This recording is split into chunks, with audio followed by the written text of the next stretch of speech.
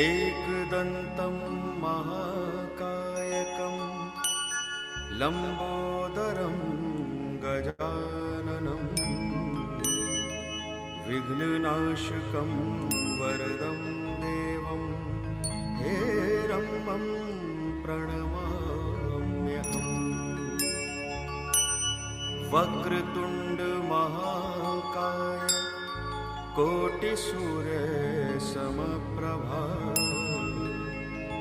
निर्विघ्नं कुरु मे देवो सर्वकार्येषु सर्वदा शुभकार्येषु सर्वदा।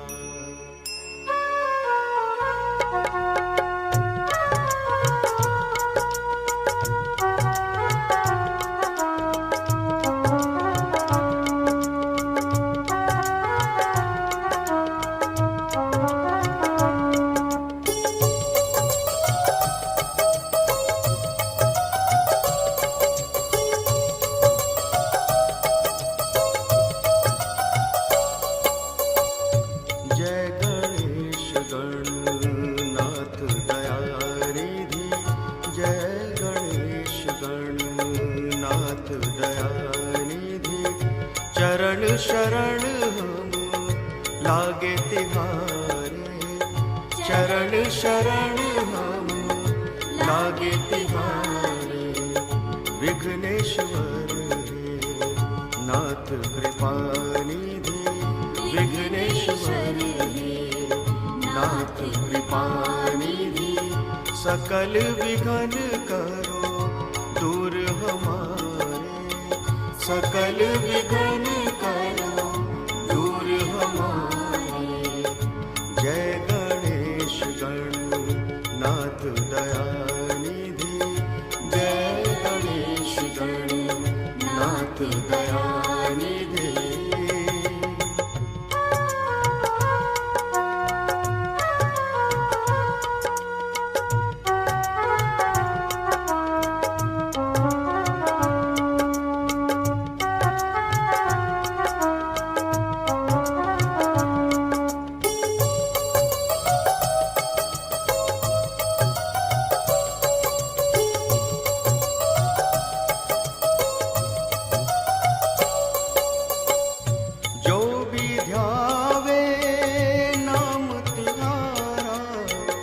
जो भी ध्यावे नाम तिहारा, उसका तुमने काज संवारा, उसका तुमने काज संवारा।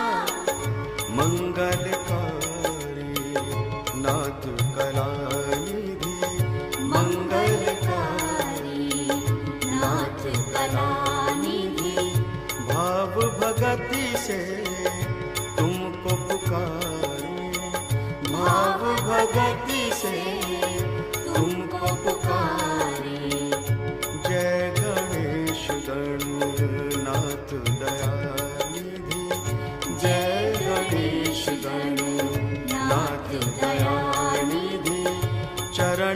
शरण हो लागे तिहारे, चरण शरण हो लागे तिहारे।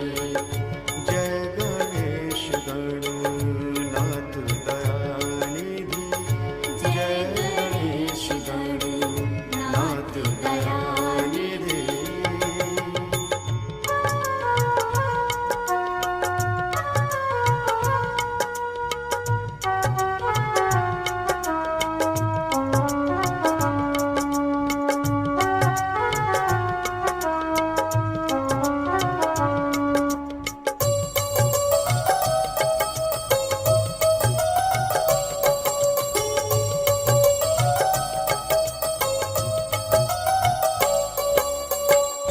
करुणामय गज बदन विनायक, करुणामय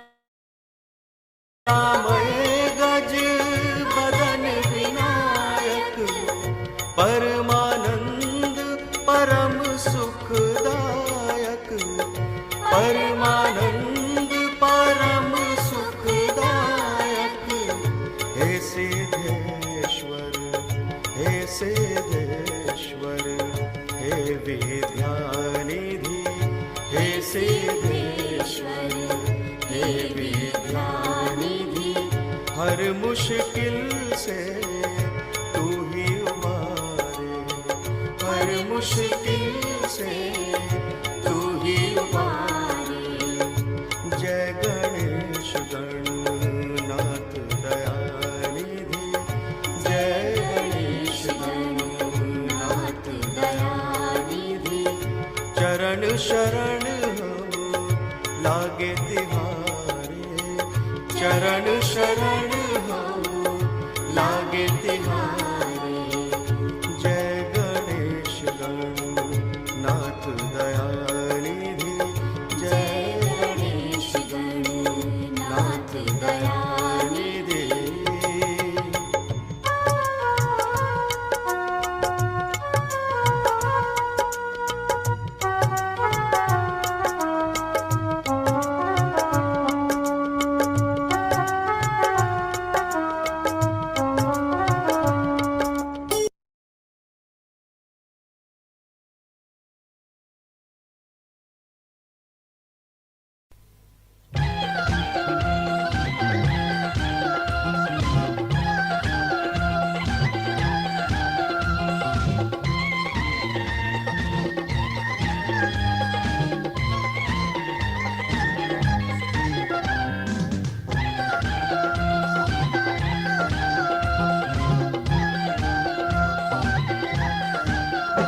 दुनिया के हर नज़ारे में माँ तुम ही मुस्कुराती हो।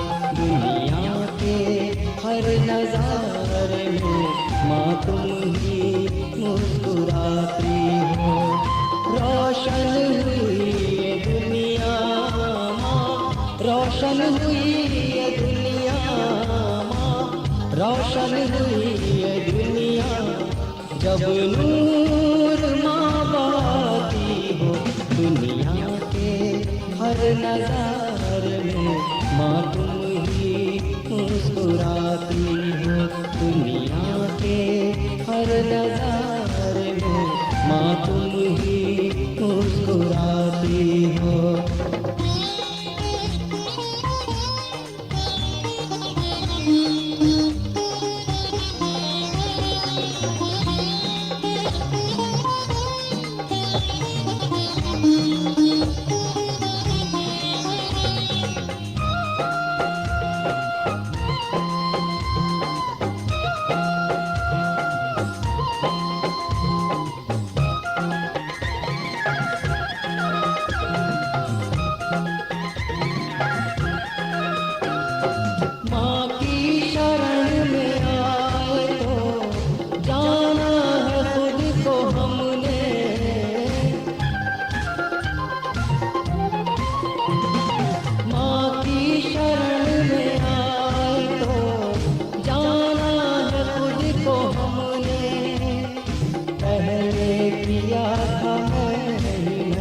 अब माही माँ बुलवाती हो। पहले किया था मैं अब माही माँ बुलवाती हो। रोशन हुई ये दुनिया माँ, रोशन हुई ये दुनिया माँ, रोशन हुई ये दुनिया जब नूर माँ बाती हो। दुनिया के हर नज़ारे में माँ तुम ही मुस्कुराती हो। दुनिया के हर नज़ारे में माँ तुम ही मुस्कुराती हो।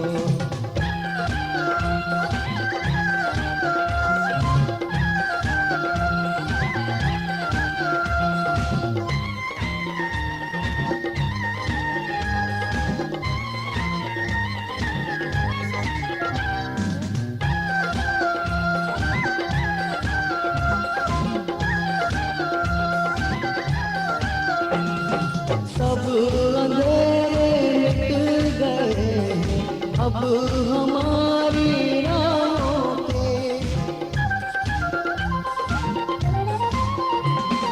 सब अंधेरे मिट गए हैं अब हमारी राहों पे। जब भी कभी भटके हम मंजिल की राह दिखाती हो। जब भी कभी भटके हम मंजिल की राह दिखाती हो। रोशन हुई ये दुनिया माँ, रोशन हुई ये दुनिया माँ, रोशन हुई ये दुनिया जब नूर माँ बहाती हो। दुनिया के हर नज़ारे में माँ तुम ही मुस्कुराती हो। दुनिया के हर नज़ारे में माँ तुम ही मुस्कुराती हो।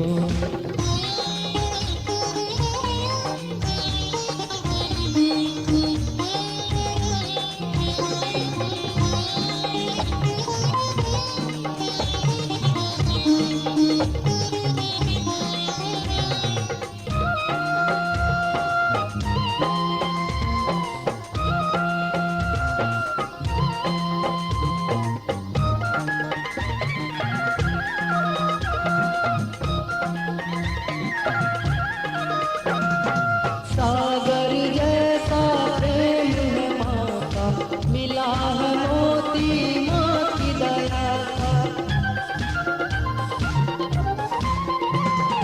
सागर जैसा प्रेम है माँ का, मिला है मोती माँ की दया का। गुलशन सा महके है मन जब दिल की कली खिलाती हो। गुलशन सा महके है मन जब दिल की कली खिलाती हो। रोशन हुई ये दुनिया माँ, रोशन हुई ये दुनिया माँ, रोशन हुई ये दुनिया जब नूर माँ बहाती हो। दुनिया के हर नज़ारे में माँ तुम ही मुस्कुराती हो। दुनिया के हर नज़ारे में माँ तुम ही मुस्कुराती हो।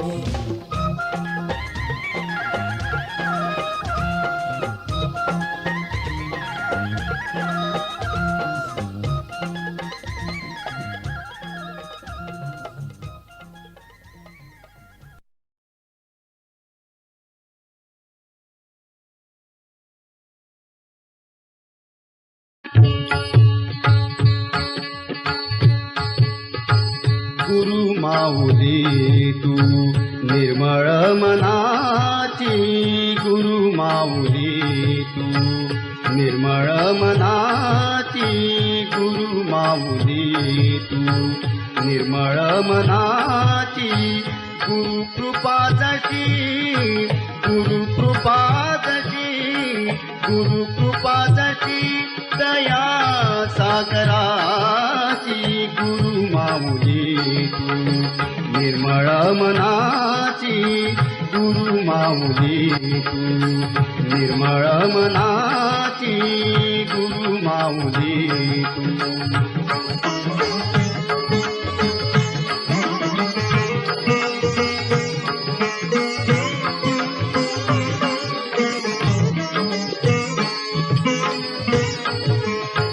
सहज तुझी क्रांती तुझी भव्य मूर्ती सहज तुझी क्रांती तुझी भव्य मूर्ती सहज तुझी क्रांती तुझी भव्य मूर्ती सहज तुझी क्रांती सहज तुझी क्रांती तुझी भव्य मूर्ती भक्तांची कैवारी भक्तांची कैवारी भक्तांची कैवारी अशी तुझी कीर्ती भक्तांची कैवारी अशी तुझी कीर्ती गुरु माऊली तू निर्मळ मनाची गुरु माऊली तू निर्मळ मनाची गुरु माऊली तू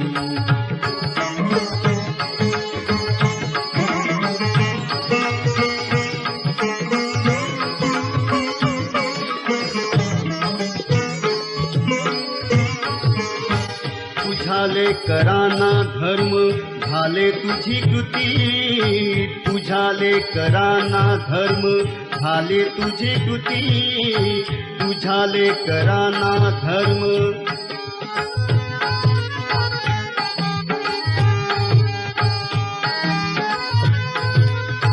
तुझ्याले कराना धर्म झाले तुझी कृती तुझ्याले कराना धर्म झाले तुझी कृती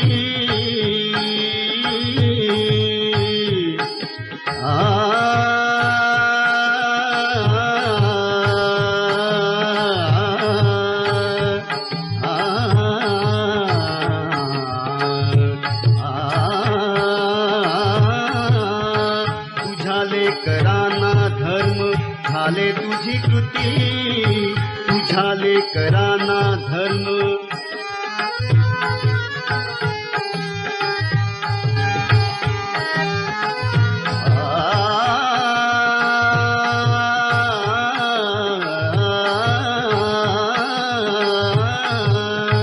तुझ्याले कराना धर्म झाले तुझी कृती तुझ्याले कराना धर्म झाले तुझी कृती समर्पणाच्या निर्गुणात दिसे तुझी आकृती समर्पणाच्या निर्गुणात दिसे तुझी आकृती गुरु माऊली तू निर्मळ मनाची गुरु माऊली तू निर्मळ मनाची गुरु माऊली तू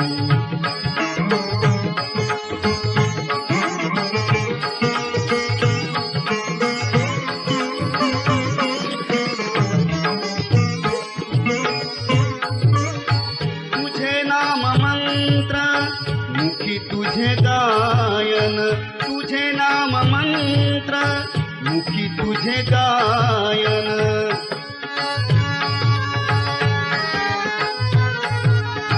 तुझे नाम मंत्र मुखी तुझे गायन तुझे नाम मंत्र तुझे नाम मंत्र तुझे नाम मंत्र मुखी तुझे गायन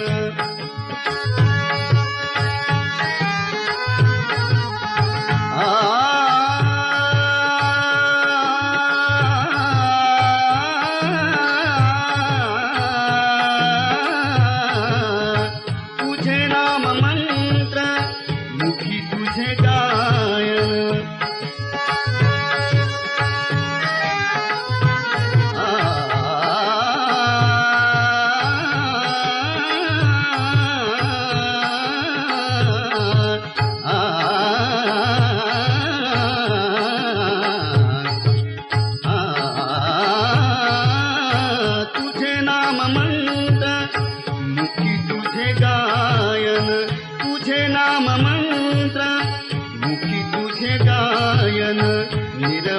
निरपेक्ष भक्ति चरणी अर्पण, निरपेक्ष भक्ति चरणी अर्पण.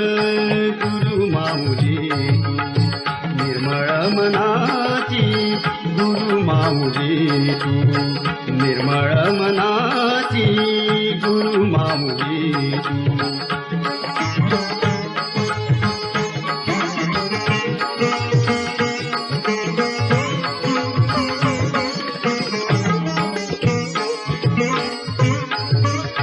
समूळ जागृती इच्छा लेकरांची, समूळ जागृती इच्छा लेकरांची.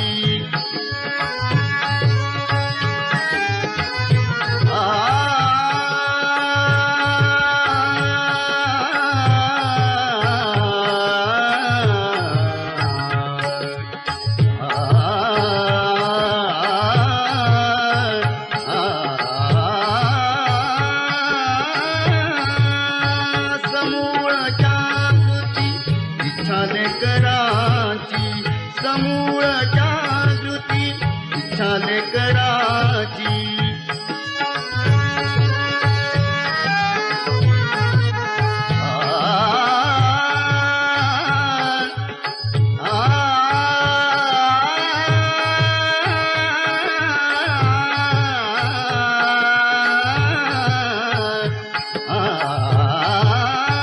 समूळ जागृती इच्छा लेकराची, तुझ्या ठाई देखिली शक्ती ईश्वराची, तुझ्या ठाई देखिली शक्ती ईश्वराची. गुरु माऊली तू निर्मळ मनाची, गुरु माऊली तू निर्मळ मनाची. गुरु कृपादशी, गुरु कृपादशी, गुरु कृपादशी दया सागराची. गुरु माऊली तू निर्मळ मनाची, गुरु माऊली तू निर्मळ मनाची. गुरु माऊली तू, गुरु माऊली तू, गुरु माऊली तू निर्मळ मनाची.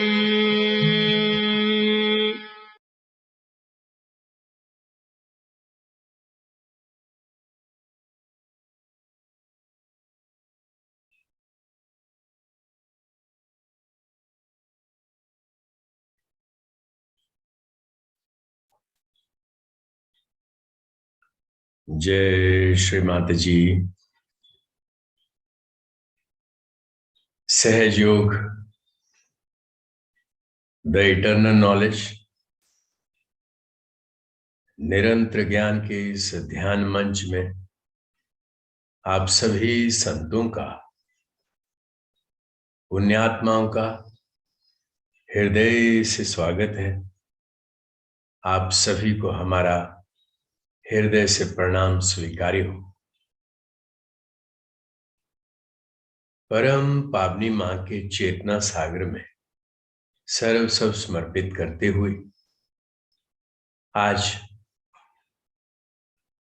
अपनी गुरु मौली मां की करुणा में गुरुवार की अति शुभ मंगल बेला में आइए मां के सबसे उच्च आशीर्वाद सामूहिक चेतना के माध्यम से आज ध्यान का आनंद लें. और ध्यान की स्थिति तभी है जब हम निर्विचार हैं, जब हम मध्य में हैं, जब हम चैतन्य में. और ये स्थिति मां की कृपा है और मां का स्वरूप कल्याणमय, करुणामय. जब हम अपनी चेतना में परमात्मा के दिव्य स्वरूप में जागृत होते हैं तो हम भी वैसा ही बन जाते हैं. वही शक्तियां जो मां की हैं, वही शक्तियां हमारी अपनी शक्तियां बन जाती है और मां का स्वरूप और हमारा स्वरूप एक भाव में प्रस्फुटित होता है और वो एकीकरण, वो योग परमात्मा का आनंद है। इस योग के आनंद का मूल आधार हमारा धर्म है। हम अपने अंदर जानते हैं कि गलत क्या है और ठीक क्या है, और हमें अपनी चेतना में, अपने हाथों में, अपने सभी चक्रों पर पता चलता है। और जब हम धर्म में पूरी तरह से स्थापित हो जाते हैं तब हमारी स्थिति दिव्य हो जाती है। धर्म हमारा स्वभाव बनता है, हमारा आचरण स्वतः ही धार्मिक हो जाता है और इस स्वभाव में हमारे अंदर एक ऐसी शक्ति जागृत होती है जिसको मां ने कहा है एकादश रुद्र की शक्तियां। अब एकादश रुद्र की शक्तियां जो शिव की शक्तियां हैं और ये संहार की शक्तियां हैं, लेकिन क्या परमात्मा का स्वरूप संहार का है? परमात्मा का तो मूल रूप करुणा का है, प्रेम का है। तो ये बहुत ही सुंदर स्थिति है जहां नकारात्मकता अपने आप खत्म होती है इन एकादश रुद्र की शक्तियों से, और यही एकादश रुद्र की शक्तियां हमारे लिए करुणा स्वरूप में बहती हैं। तो उनका एक स्वरूप अपने भक्त जनों, अपने बच्चों के लिए करुणा सागर है, और जो भी भक्त जनों के विरोध में है उनके लिए ये संहार की शक्ति है। जब हमारे अंदर ये परमात्मा की संहार शक्ति जागृत होगी तो हमारा एकादश रुद्र पूरी तरह से खुल जाता है। यह है निर्विचारिता की पूर्णावस्था, और इस स्थिति में हम समाधिस्थ होते हैं। तब हम कुछ करते हैं नहीं, हमारा समाधिस्थ होना ही काफी है। हमारा चित्त जब परमात्मा से एक रूप होकर के निर्विचार समाधि में आ गया तो हम उस स्थिति में हैं जो परमात्मा का स्वरूप है, और तब हम सहजावस्था में, सहज समाधि में, निर्विकल्पावस्था में जम जाते हैं, और यही ध्यान की स्थिति है। आइए इस सहज अवस्था, सहज समाधि का आज सामूहिक ध्यान के माध्यम से इसका अपने हृदय में अवलोकन करें। जय श्री माता जी। पूर्ण नतमस्तक भाव में सबसे पहले हम अपनी कुंडली शक्ति को बांधेंगे, बंधन लेंगे। तत्पश्चात 3 महामंत्र और फिर श्री गणेश मंत्र। जय श्री माता जी।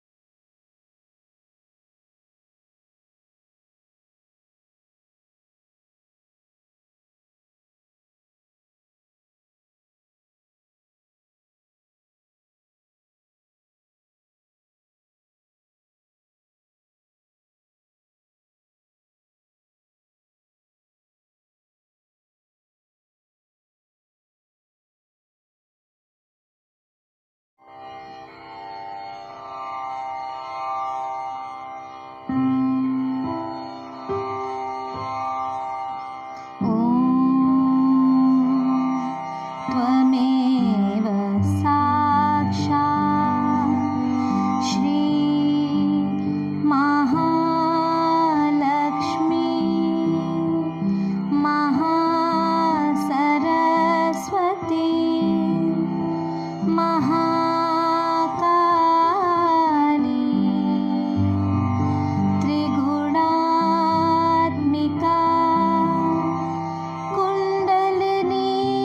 साक्षात् श्री आदिशक्ति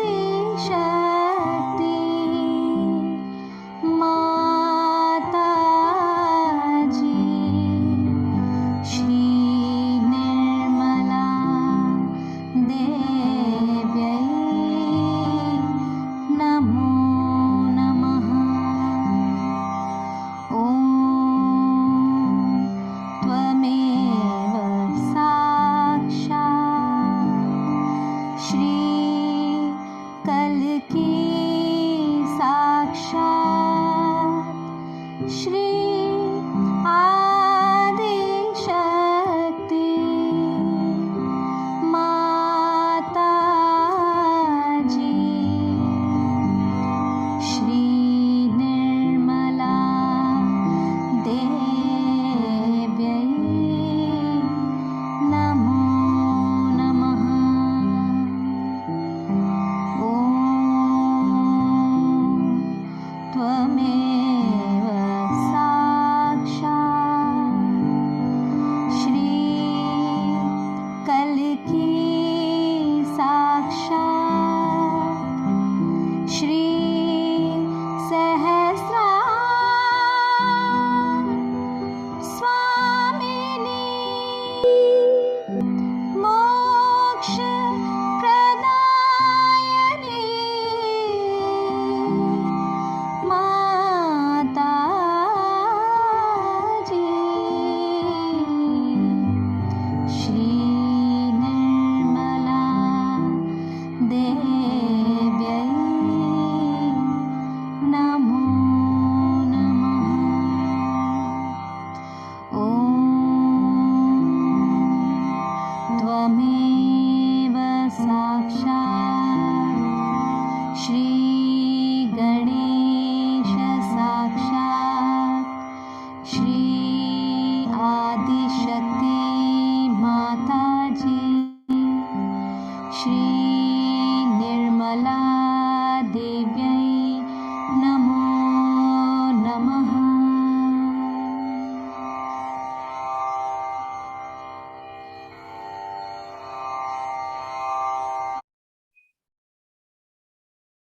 जय श्री माता जी। अब हमने जो बोला वही स्वरूप हमारे अंदर जागृत हुआ।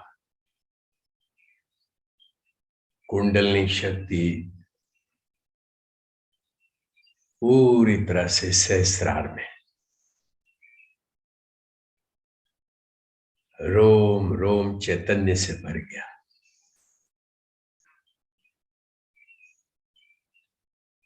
हृदय शांत हो गया, मन शांत,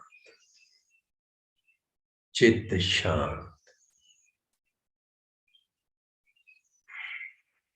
और विचार लुप्त हो गए।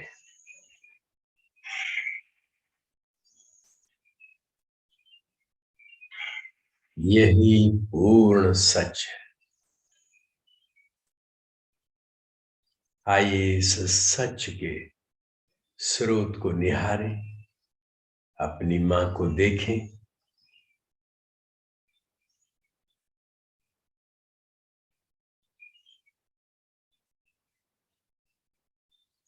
और मां को देखना ये ना जाने कितने जन्मों के बाद सौभाग्य मिलता है। अंदर भी जाना, बाहर भी जाना,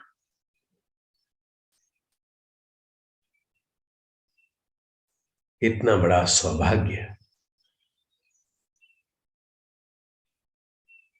जीते जी परमात्मा का दर्शन हुआ।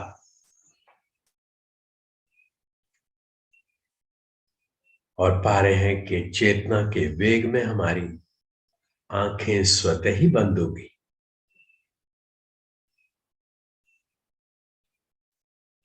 और हृदय कमल खिल गया।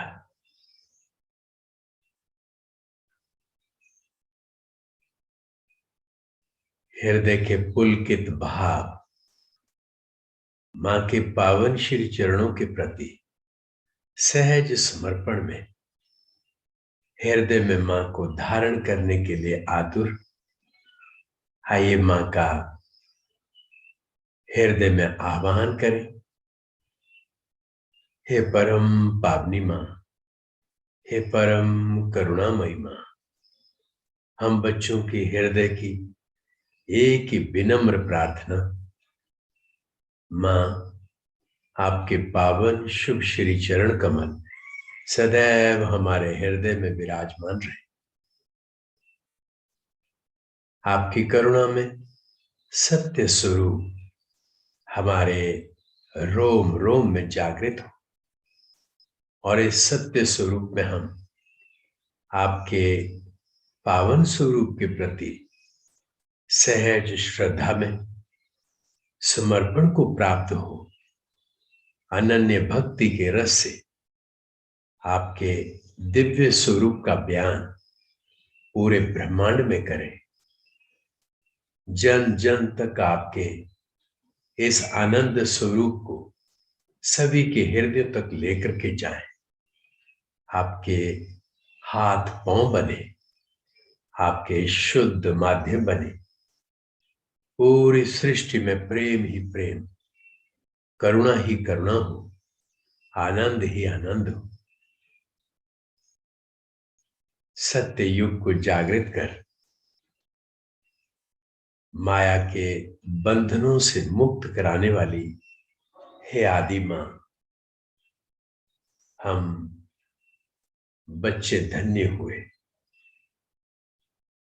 हमारा अनंत कोटि प्रणाम मां। जाने अनजाने हमसे जो भी गलतियां हुई मां, उन सब के लिए हमें क्षमा करें। उन सभी को भी जिन्होंने हमारा हृदय दुखी किया हो। हे गुरु मौली मां, आपकी गुरु कृपा में हम भी गुरु पद को प्राप्त कर आपके आंखों के तारे बन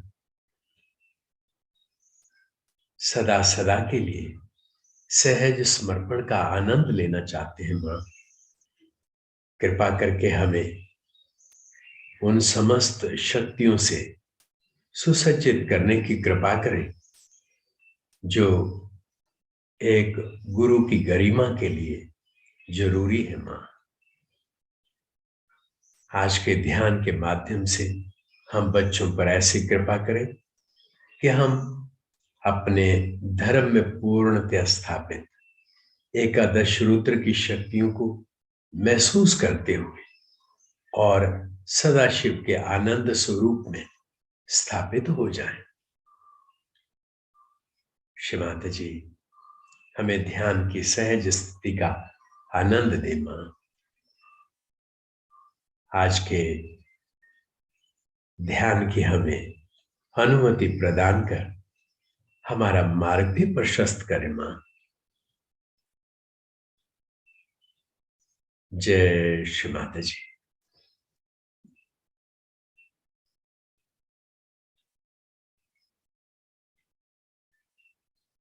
अब हम अपने दिव्य स्वरूप सहज चेतना में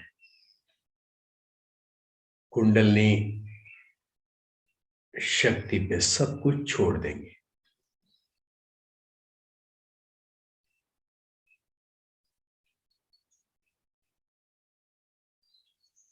और अब हमारा ध्यान शुरू होता है। पहले सफाई और सफाई के बाद स्वरूप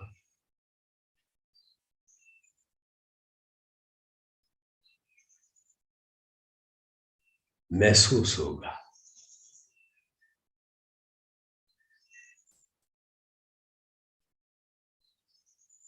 और चेतना का आनंद बढ़ने लगा।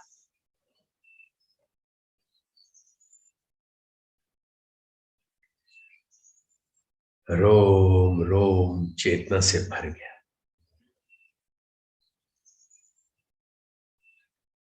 उंगलियों पे, हाथों में, पूरे शरीर में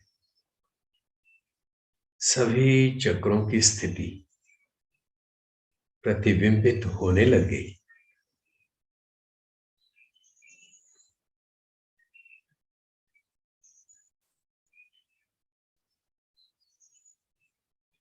और मूल भाव चेतना का निर्विचारिता में खिलना, सहस्त्रार कमल चेतना को अपनी तरफ खींचता हुआ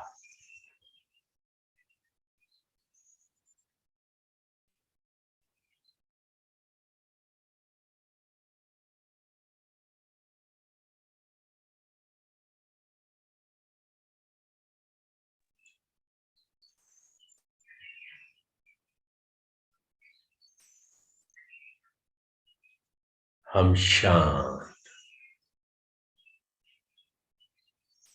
और शांत, और पूरा ब्रह्मांड शांत हो गया।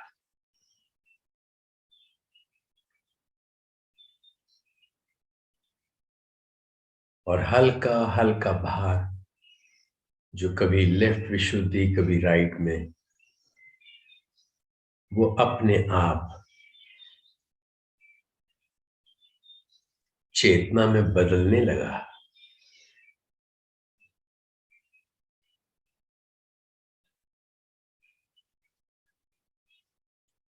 हल्का सा भार लेफ्ट नाभि में, मूल भाव चेतना ही सच है, और मां की कृपा से यही हमारा स्वरूप है, और यही शांति का स्रोत है। हम मूल रूप में ही शांत हैं।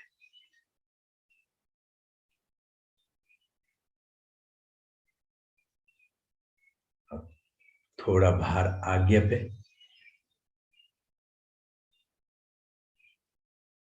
क्षमा ही परमात्मा है। विचार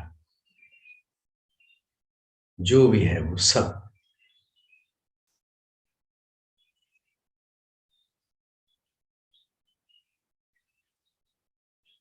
चेतना में घुल जाना चाहिए।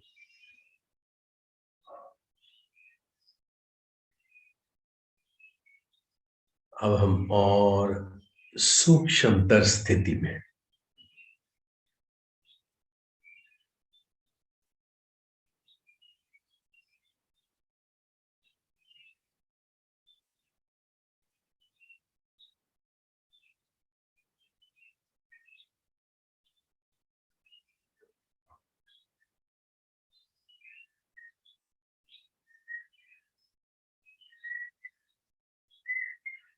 विशुद्धि चक्र पे थोड़ा भार,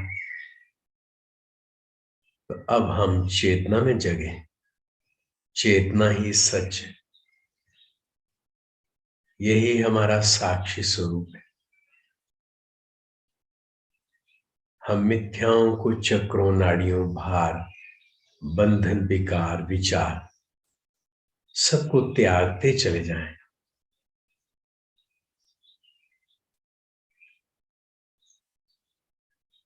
और चेतना के स्वभाव में हम निर्विचार हो जाएं।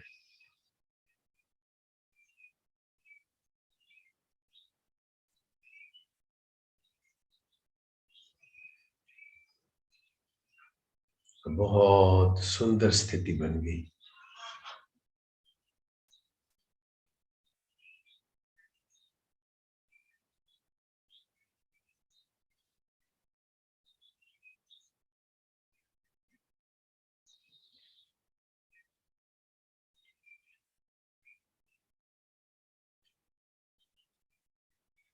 थोड़ा भार बाएं स्वादिष्ठान पे।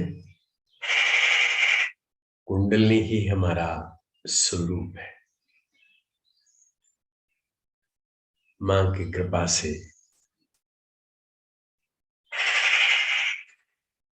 हमारी शुद्ध इच्छा, हमारी कुंडलनी ही अब हमारा चेतना स्वरूप है।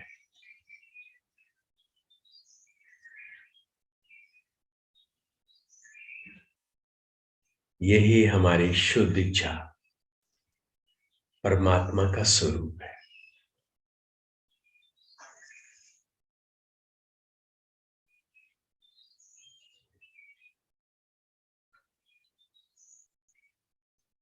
आप पा रहे हैं कि सहस्त्रार का आनंद अविरल भाव से बढ़ने लगा।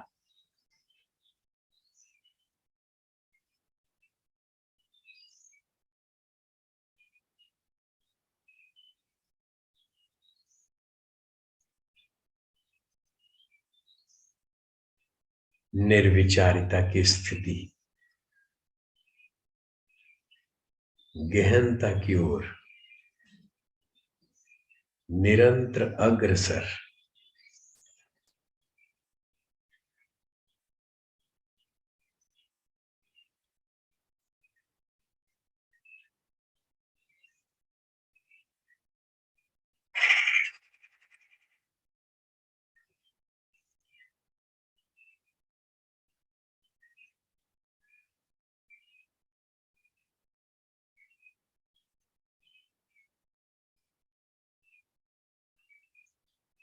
अब एक ऐसी स्थिति की तरफ हम आ गए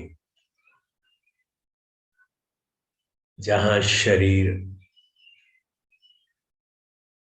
चेतनामय बन गया, हल्का हो गया, रोम रोम आनंद से भर गया।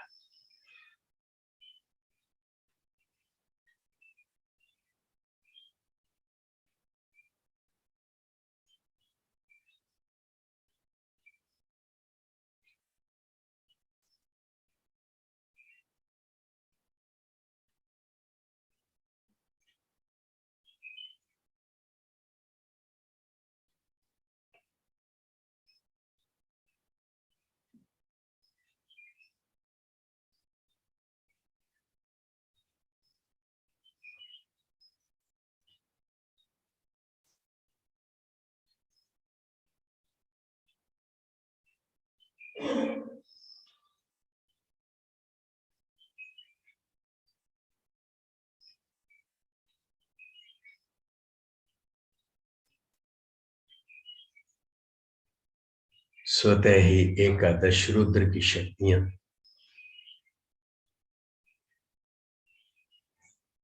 स्थिति को संभालती हुई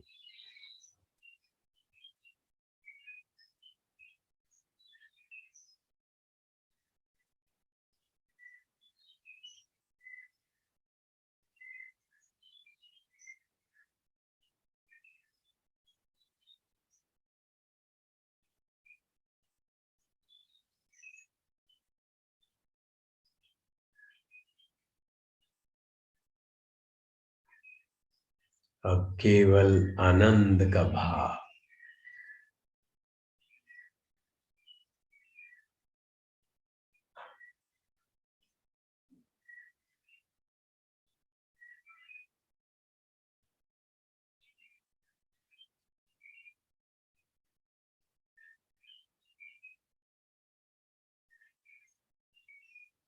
अब यही हमारा ध्यान है।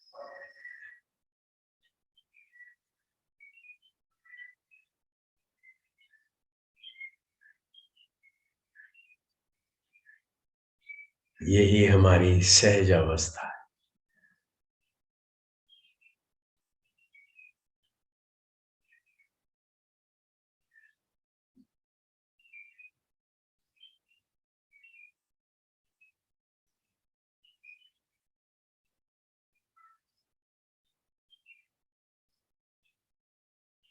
आनंद ही आनंद।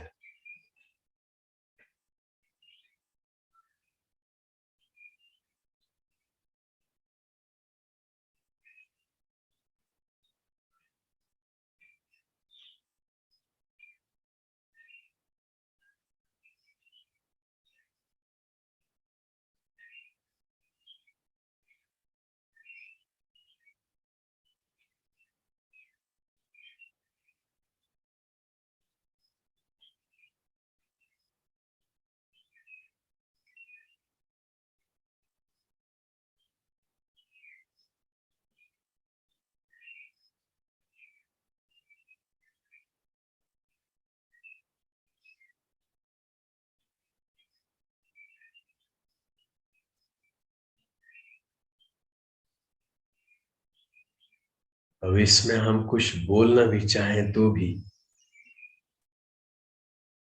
आनंद में शब्द मूक रूप में आनंद में ही समा जाते हैं।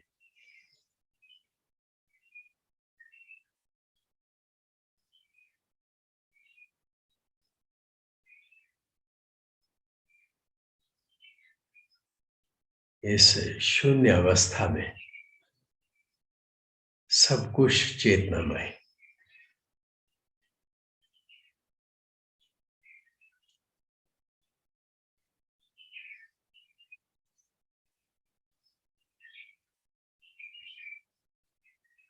अब ये एक ऐसी स्थिति है जहां सहज में ही हम समर्पित हैं।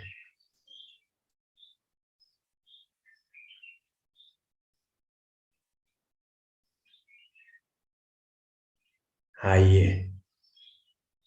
मां के मुखारविंद से मां की अति दिव्य अमृत वाणी जो 1984 की एकादश रुद्र पूजा की है, मां ने जो बताया वो अद्वितीय। आइए इस स्थिति को आत्मसात करें। जय श्री माता जी।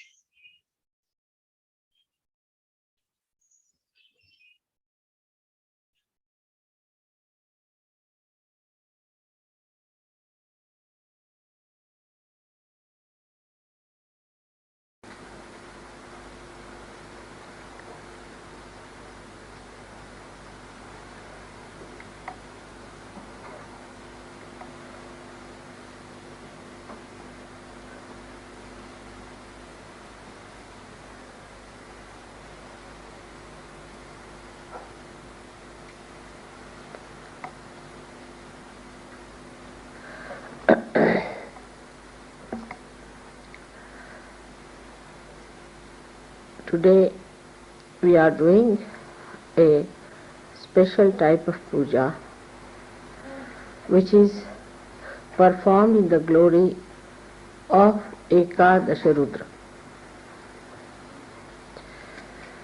Rudra is the destructive power of Shiva, of the spirit. Now, one power which is his nature is forgiveness.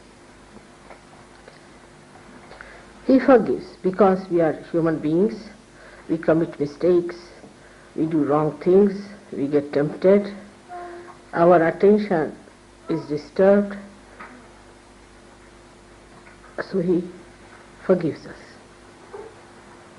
He also forgives us when we spoil our chastity, we do immoral things, we do thieving, and we do things that are against God, talk against Him. He also forgives our superficialities, jealousies, our lust, our anger. Also He forgives our attachments, petty jealousies, vanities, and also possessiveness. He forgives our egoistical behavior and also our subordination to wrong things.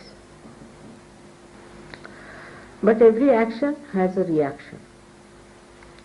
And when he forgives, he thinks that he has given you a big grace mark.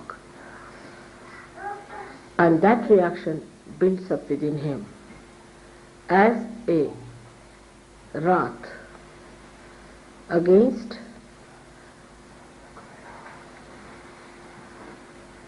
those who are forgiven try to do greater mistakes, especially after realization. Because such a big blessing there is of the realization, you've got the light, and in the light, if you are holding on to a snake, then his wrath goes up because he sees how stupid you have been.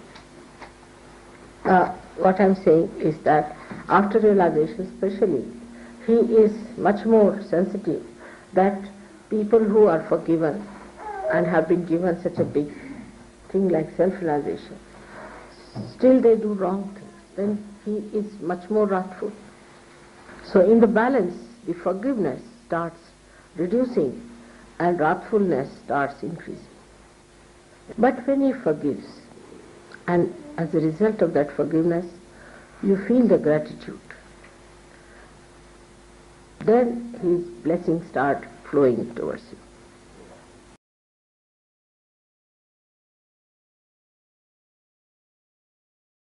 He gives you tremendous capacity to forgive others. He pacifies your anger. He pacifies your lust. He pacifies your greed. Like beautiful dewdrop, his blessings come on our being and we become really beautiful flowers. And we start shining in the sunshine of his blessings.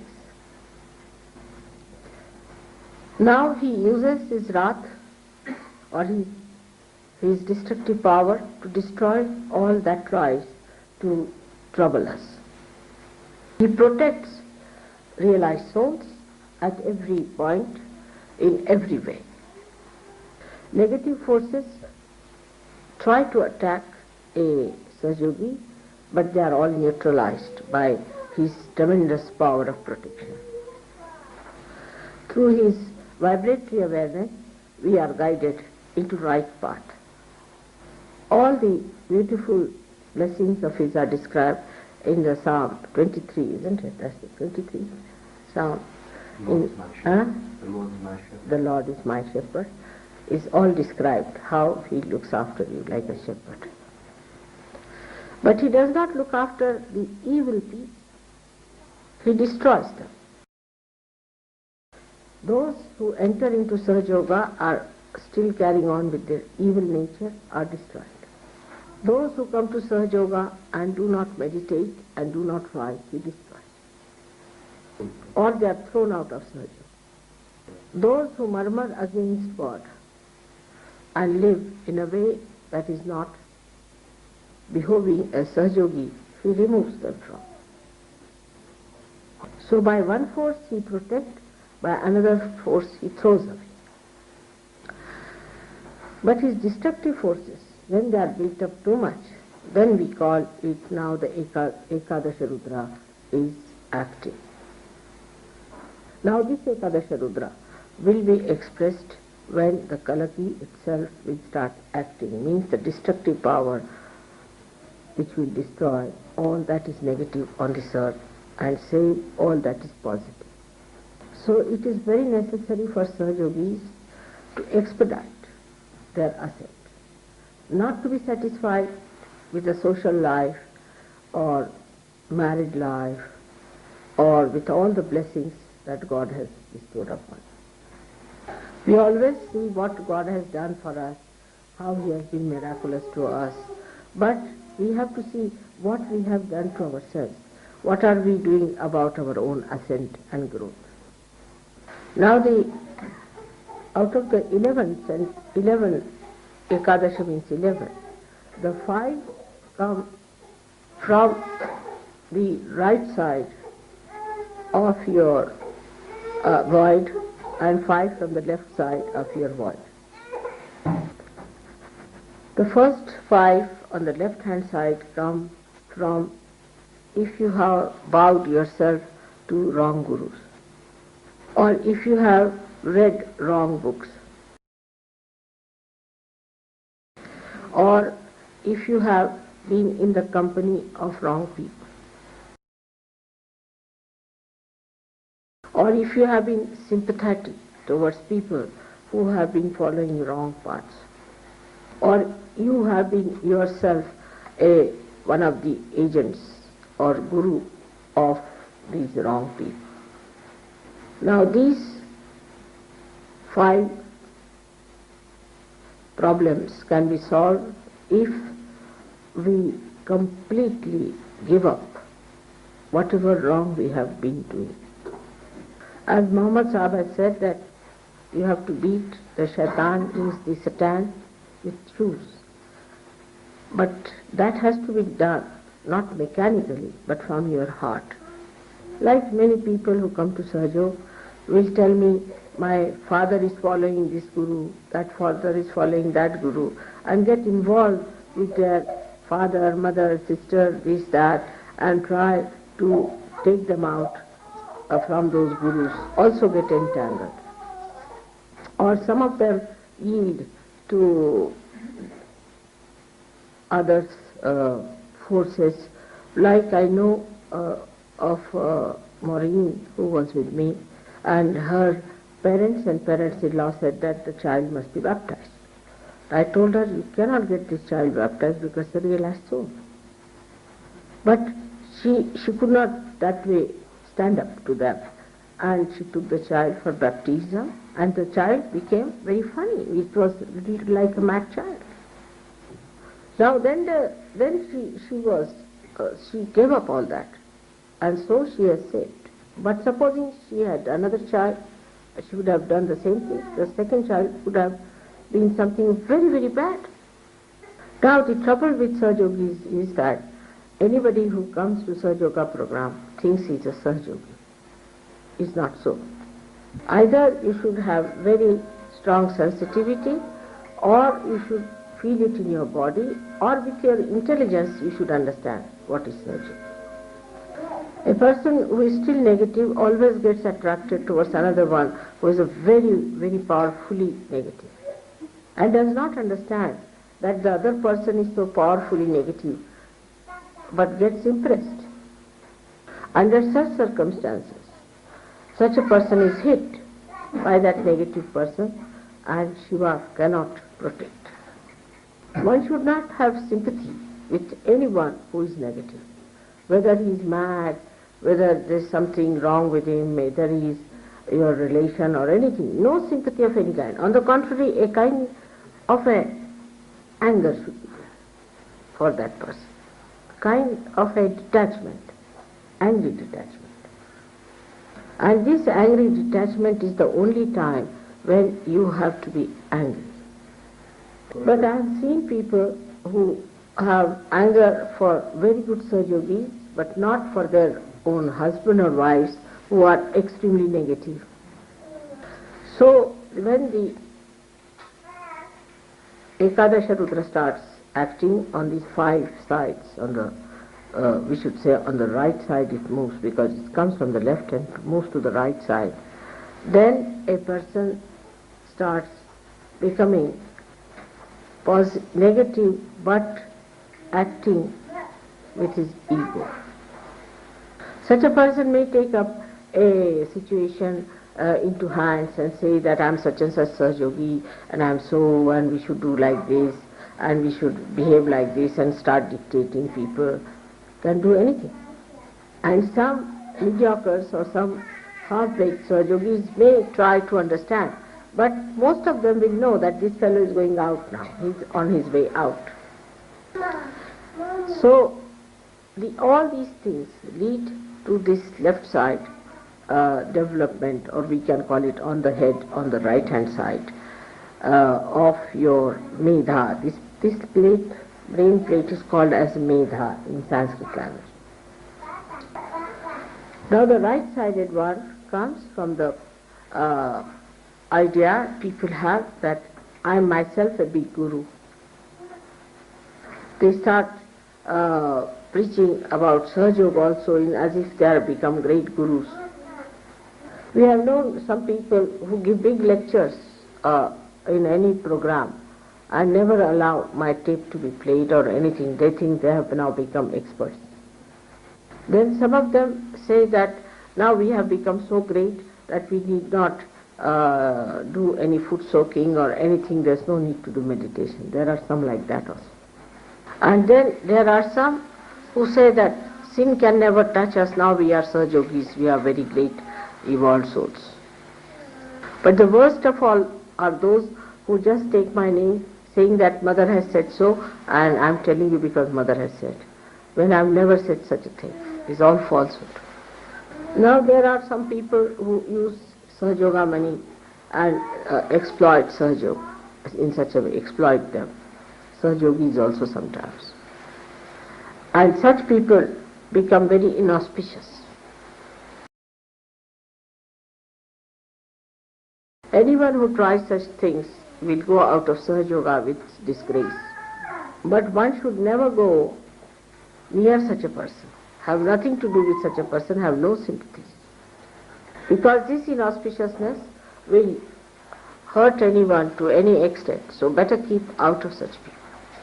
When these 10 Ekadashas are developed within a person, then definitely such a person gets diseases like cancer and incurable, horrible diseases.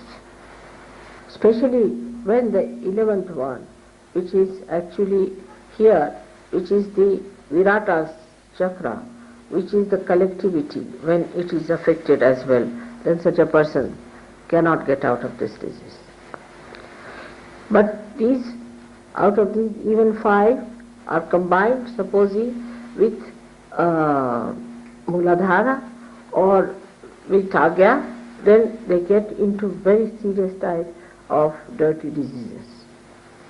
That's why I always say that be careful about your Agya chakra, because that is one of the worst things, that once it starts getting combined with these Ekadashas, part of the Ekadashas, then anything can happen to a person. He can meet with a horrible accident, he can suddenly be hit by someone, could be murdered by someone, anything can happen to such a person who has got the right Agya, and also any one of the Ekadashas, right or left.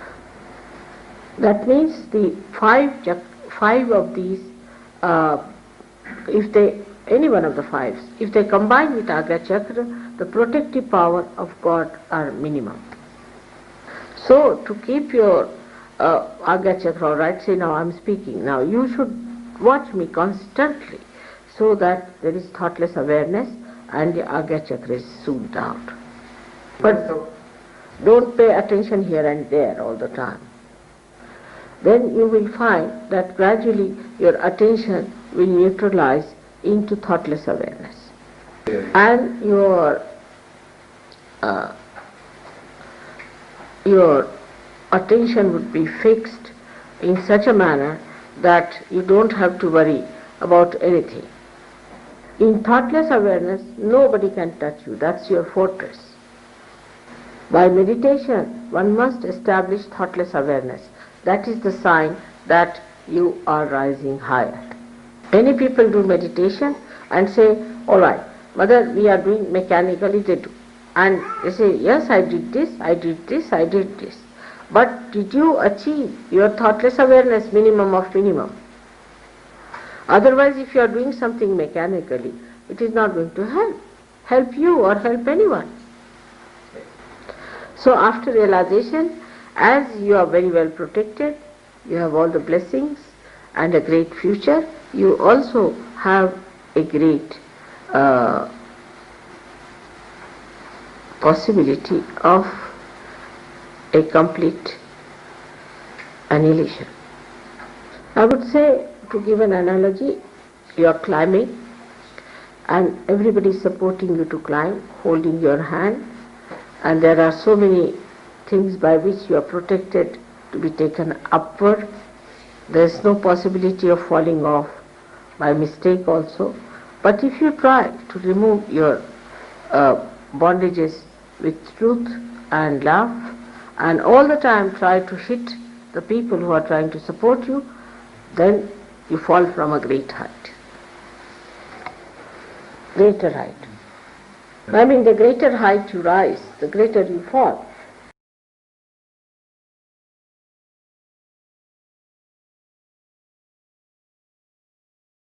And with a greater force also, much go deeper.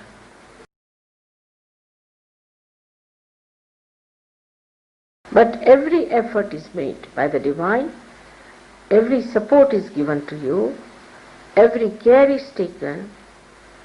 Despite that, if you want to fall, then from that height is very dangerous. But Ekadasha Rudra at that time, at such a time, when somebody tries to harm the cause of Sahaja after being in Sahaja, then hits you so badly that the whole attack is very widespread. But the whole family can be protected if there are few people of that family doing Sahaja work, could be protected. But in case the family that is against all the time of Sahajogis and try to trouble them can be completely destroyed in a very bad way. Now these Ekadasha Rudras come out of, as I told you, from the void.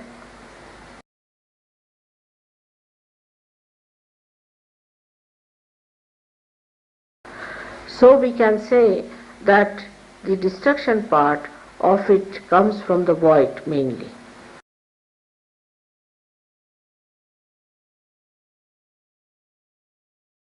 But these are the powers, all are given in one person, that is the Mahavishnu, that is Lord Jesus Christ. Because he is the support of the whole universe. He is the personification of Omkara, he is the personification of vibrations. So when he gets angry, then the whole universe starts breaking. As he personifies the power of the mother, which is penetrating into every atom, into every molecule, and to every human being, into every that is living and non-living. Once it gets disturbed, the whole thing gets into jeopardy. So the pleasing of Christ is very important.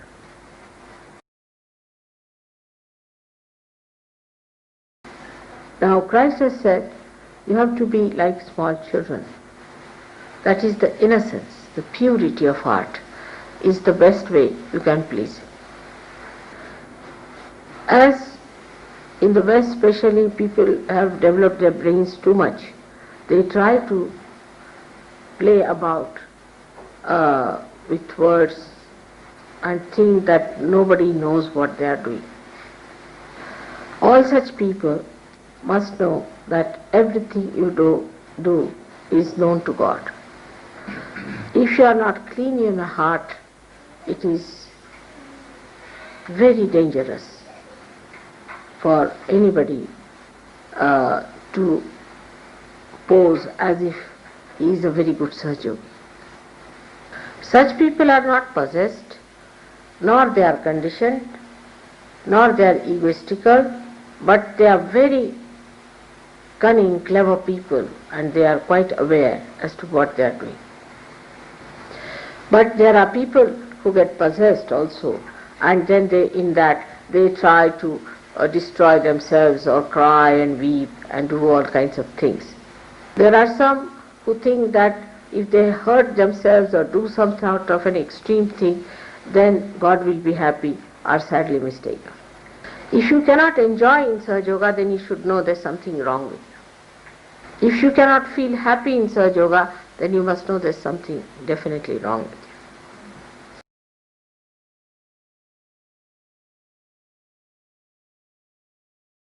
you. If you cannot enjoy the company of Sahajogis, then be sure something wrong with you.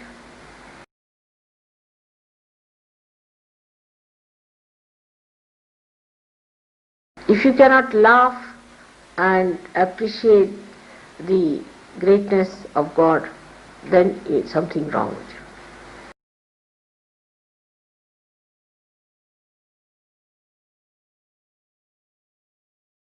If you are still worried about negative people and their problems, then know that there's something wrong with you. If you have sympathies with negative people, then also there's something wrong with you.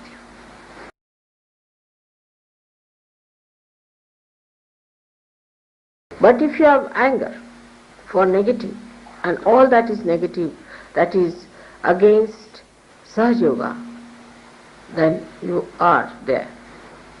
When this thing gets matured, then you become the power of Ekadasha Rudra yourself. Anybody who will try to insult you or to do any harm will collapse. It has happened with many people who tried to be insulting to me or tried to harm me or anyway. Sometimes I am quite worried about them.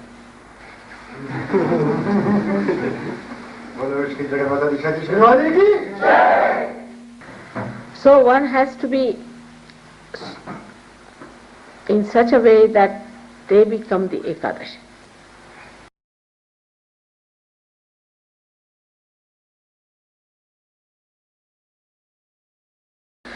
Nobody can touch such people. But such a person is full of compassion and forgiveness.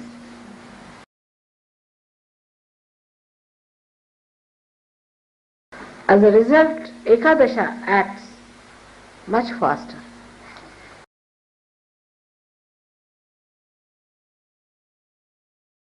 The more compassionate you are, the more powerful Ekadasha becomes.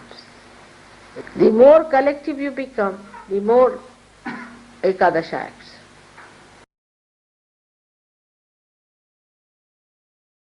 Many people have a habit of receding back into their exclusion and saying that, oh, we better be at home and it's all right. But they don't know what they are missing.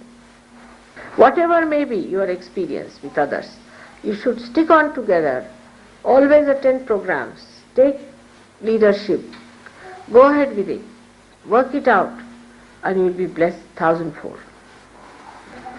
Ekadasha Rudra are all the powers, I would say, of destruction together. Is the power, destructive power of Sri Ganesh,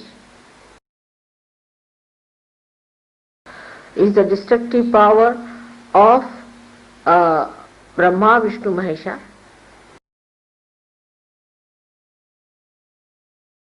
It is the destructive power of the mother. Is the destructive power of the Ganesha, of what you call Shiva's is the Brahma, Vishnu, Mahesha, and four of these are Bhairava and Hanumana, Kartikeya and Ganesha. And Ganesha. Also the powers of Sadashiva and of the Adishakti. All the destructive powers of all the incarnations are Ekadasha. Now the last but not the least is the destructive power of Hiranyagarbha, which is the collective Brahmadeva. And this power, when it acts, every atom explodes, the whole atomic energy goes into a destructive power. So thus, the complete total destructive power is Ekadasha Rudra. It's extremely powerful, explosive, but it's not blind.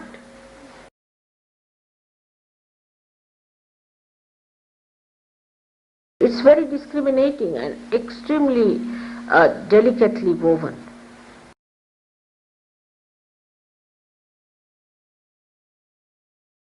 It avoids all the good points and attacks the wrong things.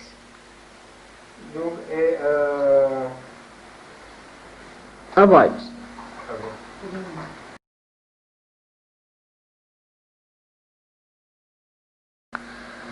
And it hits at the right time, at the right point, direct,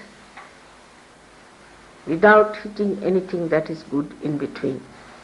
Now the glance of Ekadasha Rudra falls upon someone, say, for example, and there is something in between which is divine or which is a positive thing. It penetrates through positive without harming the positive and hits the negative. It cools down somebody and burns another. Not freezing, it doesn't freeze, it cools down.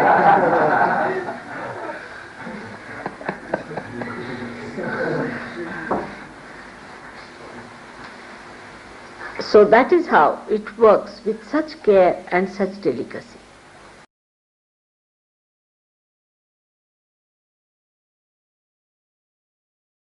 And it is tremendously sharp also. And it's very painful. It's not like cutting the neck in one shot. It goes on slowly, slowly. All the horrible tortures that you have learnt or heard about are expressions of Ekadasha only. For example, take the case of cancer. In the cancer thing, the nose is removed, the tongues are removed, and the gullet is removed, and everything goes on one after being removed with terrible pain, you see. Take leprosy, for example. The lepers cannot feel their fingers. They cannot feel it.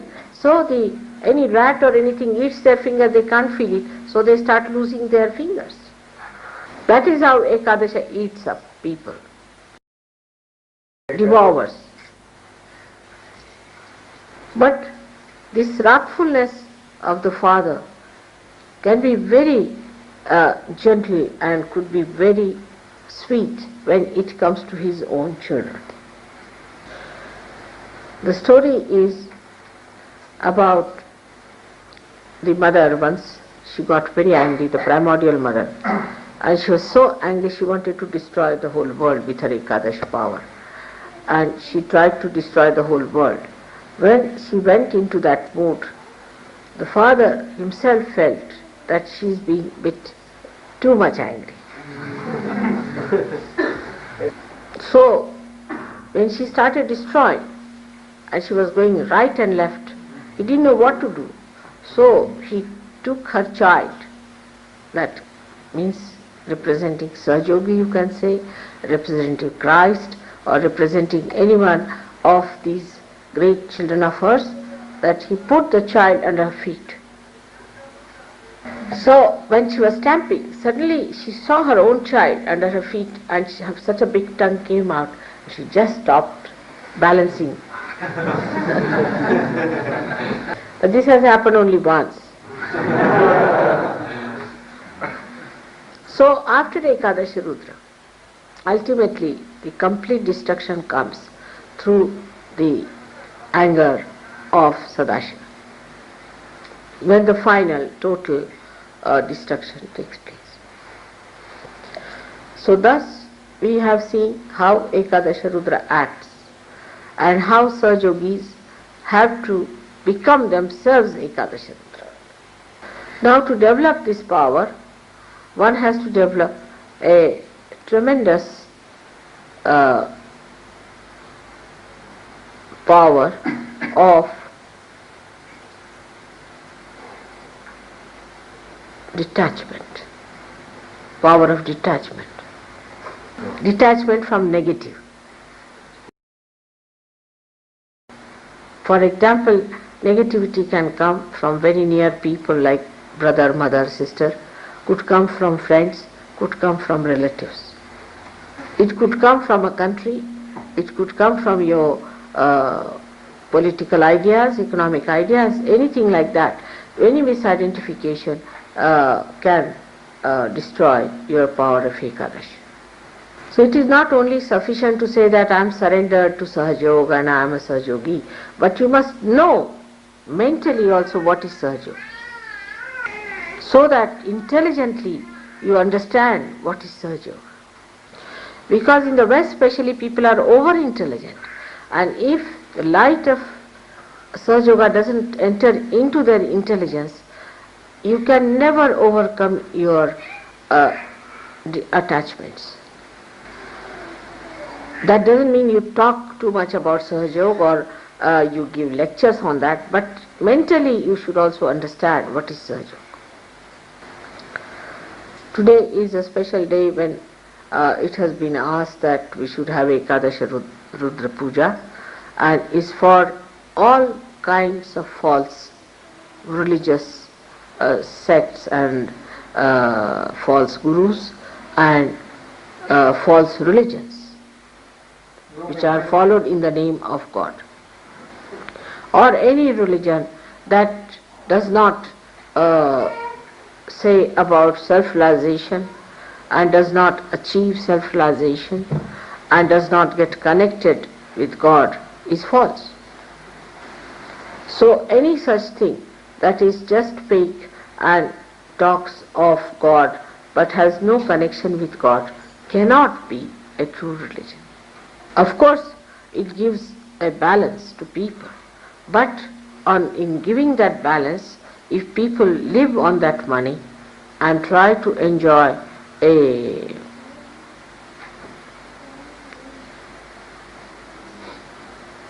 wealth out of that money, then it is not even at the very lower level is religion. Like a balance, you see, religion has to give you a balance to begin with. But in that balancing, when they tell you, you have to be balanced, but give me money for that. You must give me money, give all your purse, give everything. Then that cannot be balanced. It does not even have a slightest thing, the blessings of God. Or any religion that makes you bow to anybody else but the incarnation is no religion. That's another one, which is absolutely false. The real religion will give you a balance and will always talk about the ascent. But they will not ask for money or make one man something great as venerated. Thus, we should learn to discriminate between falsehood, negative things and real things. Once you develop that discrimination through vibratory awareness or through your intelligence, you are in the control of yourself. And then you become that power of Ekadasha. When you establish your maturity. Today I bless you all that you all become the power of Ekadasha Rutra. And you develop that sincerity which takes you to that state.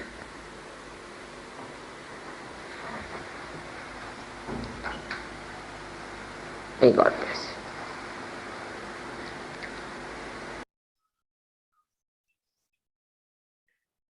जय श्रीमती जी। ध्यान में अपने एकादश रुद्र की शक्तियां बने, इस सहज समर्पण में आए, इस ध्यान का आनंद लें।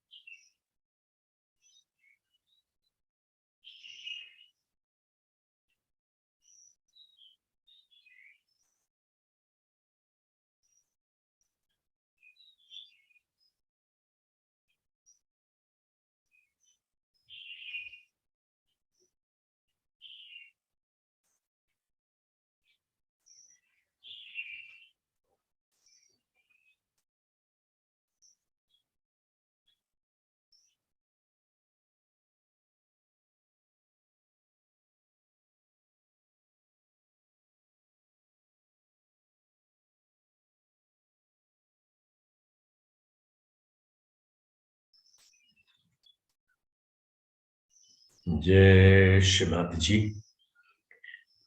3 महामंत्र।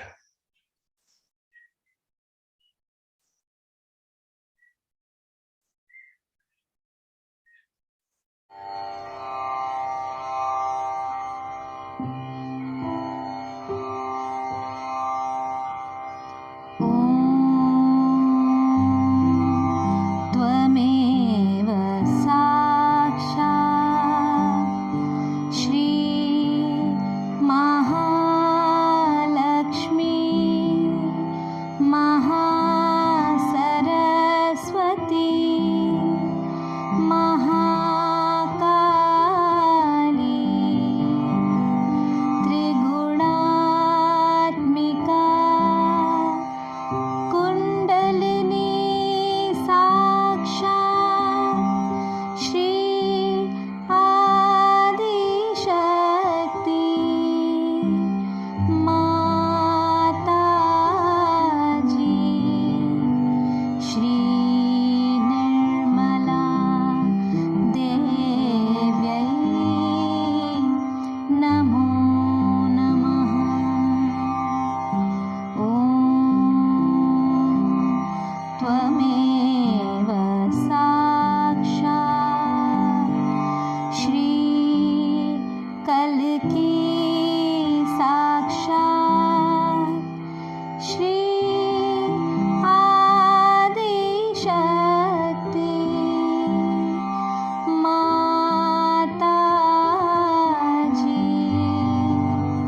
श्री निर्मला देव्यै नमो नमः। ॐ त्वमेव साक्षात् श्री कल्की साक्षात् श्री सहस्रा स्वामिनी मोक्ष प्रदायिनी माताजी श्री निर्मला देव्यै नमो नमः। श्री निर्मला देव्यै नमो नमः। श्री निर्मला देव्यै नमो नमः।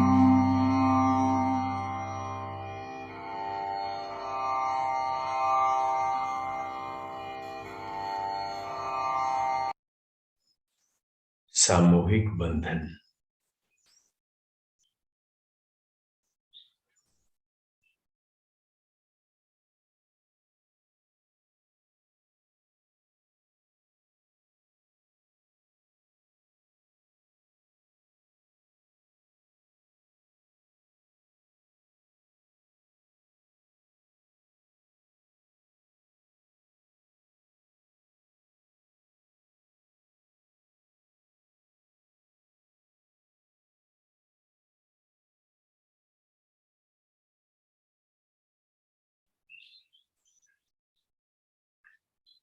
जय श्रीमती जी। माँ का ये दिव्य प्रवचन, इसका टाइटल एकादश रुद्र पूजा, कोमो, इटली।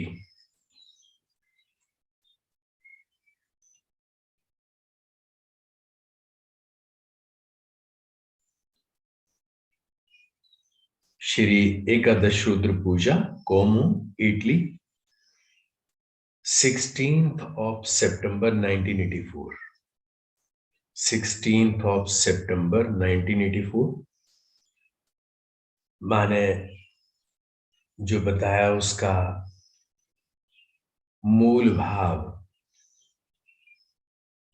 कि एकादश रुद्र की शक्तियां ये शिव की शक्तियां हैं और इनका मूल भाव क्षमा है। मां कह रहे हैं कि आपको क्षमा किया जाता है हर गलती के लिए, और इसकी एक सीमा है। जब आप परमात्मा की इस क्षमा की शक्ति का सम्मान ना करते हुए गलतियों को करते ही चले जाते हैं, तो फिर ये एकादश रुद्र की शक्तियां डिस्ट्रक्शन की तरफ बदल जाती हैं। जो शक्ति हमें प्रोटेक्ट कर रही थी वो ही हमारा संहार करना शुरू कर देती है। तो श्री माता जी ने कहा कि आप परमात्मा की इस करुणा की शक्ति को समझें और इसमें समर्पित रहें। मां कह रहे हैं कि आपको सहज में आने के बाद हर तरफ से सुरक्षा दी जाती है। The Lord is my shepherd में मां ने बताया कि उसमें जैसा वर्णन किया कैसे परमात्मा आपकी देखभाल करते हैं, वैसे ही आपको परमात्मा की सारी सुरक्षा मिलती है। पर मां कह रहे हैं कि इसमें आप गहरे उतरें,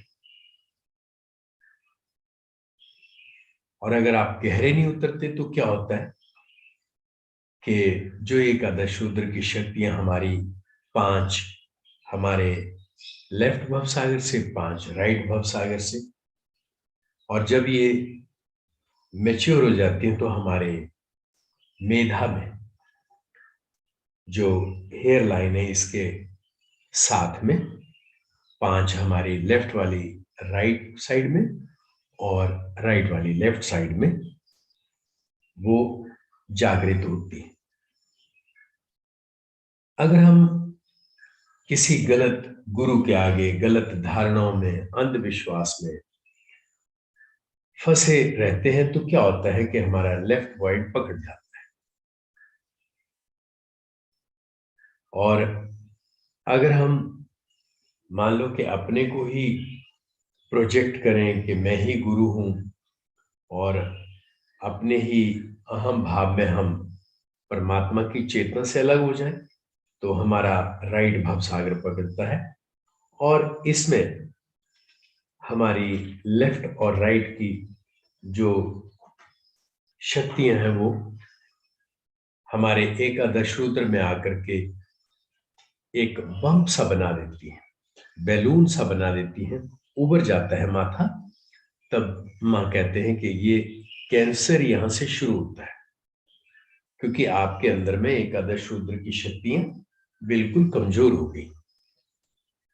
इसके लिए मां ने जो उपाय बताया वो ये है कि थॉटलेस अवेयरनेस में जाएं, आप निर्विचार रहें। मां कह रहे हैं कि आपको पता होना चाहिए कि रियलाइजेशन के बाद आपको पूरी तरह से सुरक्षा मिलती है, लेकिन इस सुरक्षा के साथ साथ में अगर आप नहीं बनते तो आपके चांस गिरने के उतने ही ज्यादा हैं। मां कह रहे हैं कि जो एकादश रुद्र की शक्ति हैं जो जहां से कंट्रोल होती हैं वो हमारा पॉइंट आज्ञा का है, और आज्ञा में श्री महागणेश की शक्ति है जो जीसस क्राइस्ट की है, जिनको महाविष्णु कहा गया। तो इनका स्वरूप समझना चाहिए। आपको पता होना चाहिए कि जो श्री गणेश का इवॉल्व स्वरूप है वो ही आपके माथे पे श्री जीसस क्राइस्ट का है। इसके लिए आपको क्या करना है, जैसे श्री गणेश एक बच्चे जैसे हैं, आपका स्वभाव भी बच्चे जैसा होना चाहिए और आपका हृदय पावन होना चाहिए, निर्मल होना चाहिए। यही परमात्मा के लिए काफी है। तब आप परमात्मा की शक्ति बन जाते हैं, एकादश रुद्र की शक्ति स्वयं बन जाते हैं। तब मां कह रहे हैं कि आप इस एकादश रुद्र की शक्तियां बने। मां ने इसके लिए एक शब्द यूज किया, डिटैचमेंट। और कौन सा डिटैचमेंट है? Angry detachment. आप पहचाने कि कौन क्या है। आप गलत व्यक्तियों से, गलत चीजों से ना चिपके और आप चेतना में रहें, निर्विचार चेतना में। और तभी आपकी एकादश रुद्र की शक्तियां कार्यरत हैं। हाय मां का इतनी बड़ी वार्निंग और ये जो संदेश, इसकी गरिमा को समझते हुए अपने हृदय में एक डर के भाव में मां के सुरक्षा कवच में पूरी तरह से समर्पित हो जाएं और मां का हृदय में धन्यवाद करें। हे परम पावनी मां, हे परम करुणामयी मां,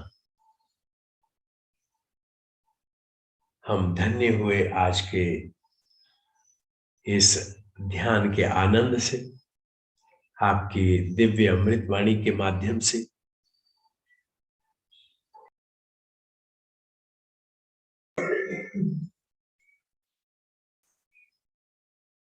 श्री माता जी, जो भी आपने हमें